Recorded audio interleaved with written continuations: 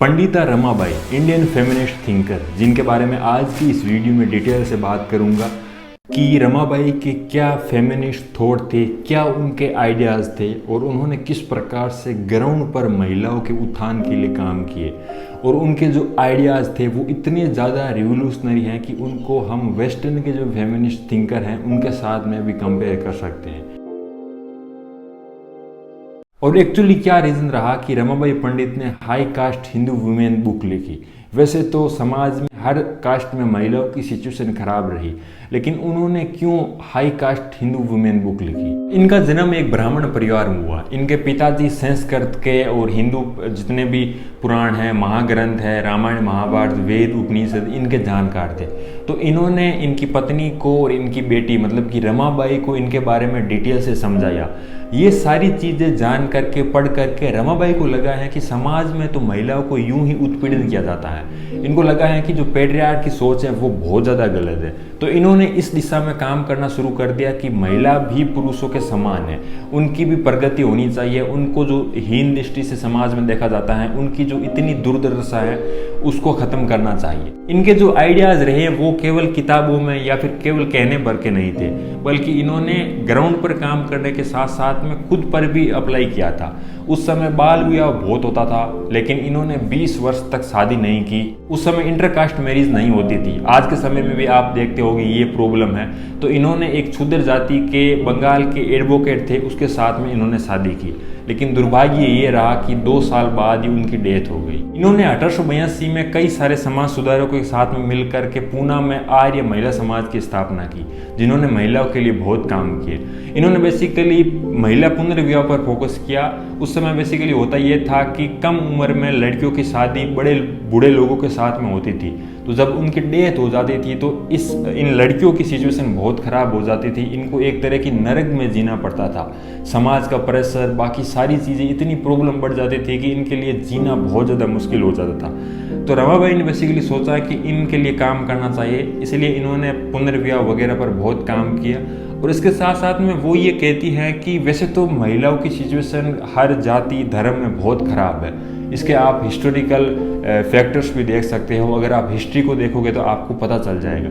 लेकिन इन्होंने बताया है कि जो उस जाति में महिला है उनकी सिचुएशन और भी ज़्यादा ख़राब है, क्योंकि वो रूढ़िवादी से या फिर परंपरा से इतने ज़्यादा जकड़े रहते हैं कि महिलाओं को घर से बाहर ही नहीं निकाला जाता है। जबकि जो निचली कास्ट की वुमेन है वो ज़रूरत होने पर बाहर काम भी कर सकती है या फिर उनके पास में कुछ स्वतंत्रता है। लेकिन जो हाई कास्ट की महिलाएं हैं उनके लिए सिचुएशन बहुत ज़्यादा ख़राब है। इसीलिए इन्होंने the high cast Hindu women book लिखी, जिसमें इन्होंने इस चीज़ को डिटेल से समझाया। 1882 को इन्होंने हंटर कमीशन को सजेशन दिया कि महिलाओं की भी प्रोफेशनल लाइफ होनी चाहिए, इनको भी अलग अलग क्षेत्र में आगे आना चाहिए। जैसे उनको टीचर बनवाना चाहिए या फिर उनको डॉक्टरी वगैरह बनाना चाहिए। इस तरह के और भी फील्ड में उनको आगे आना चाहिए। 1883 को इनको स्कॉलरशिप मिली, जिसकी मदद से वो इंग्लैंड में जाकर के पढ़ाई की उन्होंने। वहाँ पर इनका कॉन्ट्रैक्ट कई ईसाई मिशनरियों से हुआ। 1886 को बेसिकली इन्होंने अमेरिका की यात्रा की, जहाँ पर इनको इक्वलिटी, लिबर्टी और डेमोक्रेसी के बारे में पता चला। वापस इंडिया आकर के इन्होंने शारदा सदन की शुरुआत की, जो कि बेसिकली एक आश्रम था, जिसमें इन्होंने ब्राह्मण जो विधवा महिला थी उनकी पुनर्वास की व्यवस्था की थी। इसको चलाने के लिए ईसाई मिशनरियों से फाइनेंशियली हेल्प लेती थी।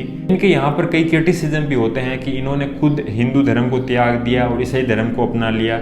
इसके साथ साथ में वो उनकी मदद भी लेती थी। एक्चुअली में ये हुआ है कि रमाबाई के दोनों दुश्मन थे। ब्राह्मण भी उनके दुश्मन हो गए थे एक तरीके से, और ईसाई मिशनरी भी एक तरीके से उनके दुश्मन हो गए। इसके पीछे का रीज़न ये है कि ब्राह्मण नहीं चाहते थे कि जो विधवा ब्राह्मण महिला हैं उनका पुनर्वास होना चाहिए, उनकी सिचुएशन सुधरनी चाहिए। और मिशनरी इसीलिए दुखी थे क्योंकि ये बेसिकली हिंदू जो महिलाएं थी उनको ईसाई बनाने चाहते थे, जबकि रमाबाई इस पर ज़्यादा फोकस नहीं कर रही थी। उनका फोकस क्लियर कट था कि महिलाओं की सिचुएशन को किस प्रकार से सुधारा जाए। इस पर इन्होंने डिटेल से कहा है कि ये सच है कि मैं ईसाई चर्च की एक सदस्य हूँ, लेकिन जो ईसाई पुरोहित कहते हैं उनके मुंह से निकले हुए प्रत्येक शब्द को मानने के लिए मैं बाध्य नहीं हूँ। मैंने बड़ी मुश्किल से अपने आप को हिंदू जो पुरोहित वर्ग हैं उनके बंधनों से छुड़ाया है। अब मैं वैसे ही किसी दूसरे बंधन में बंधने के लिए तैयार नहीं हूँ। ब्रिटिश गवर्नमेंट ने इनको 1919 को केसरी हिंद की उपाधि दी, जो कि उस समय एक बड़ी उपाधि थी।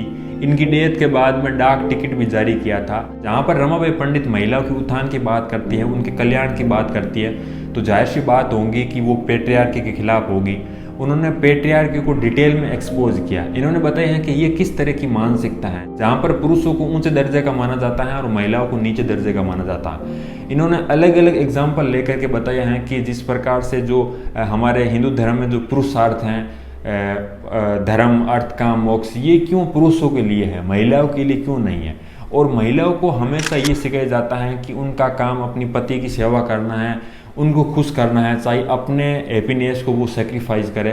तो इन्होंने बताया है कि ये क्यों इनइक्वलिटी है, क्यों ये असमानता है, जहाँ पर महिलाओं को एक दासी की तरह देखा जाता है। रमाबाई पंडित इतनी ज़्यादा रेशनल इसलिए थी क्योंकि इन्होंने हिंदू जो वेद पुराण है इनको डिटेल में पढ़ लिया, ताकि इनको ये पता चल गया है कि इनमें क्या चीज़ें लिखी गई हैं या क्या चीज़ें फालतू की बना करके लोग प्रेजेंट करते हैं। इसके साथ साथ में इन्होंने मॉडर्न एजुकेशन भी ले लिया ताकि इनको पता चल सके कि वेस्टर्न में क्या चल रहा है।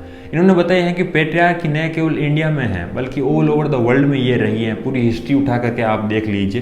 तो इन्होंने पेट्रियार्की को क्रिटिसाइज किया न केवल इंडिया में बल्कि बाहर की जो वेस्टर्न में पेट्रियार्की जहाँ पर देखने को मिलती है उनको भी इन्होंने क्रिटिसाइज किया। रमाबाई के इन्हीं थॉट और आइडियाज़ की वजह से उनको भारत की प्रथम फेमिनिस्ट स्पीकर भी कहा जाता है। आप देख सकते हो कि रमाबाई ने किस प्रकार से अपना पूरा जीवन लगा दिया महिलाओं के उत्थान के लिए।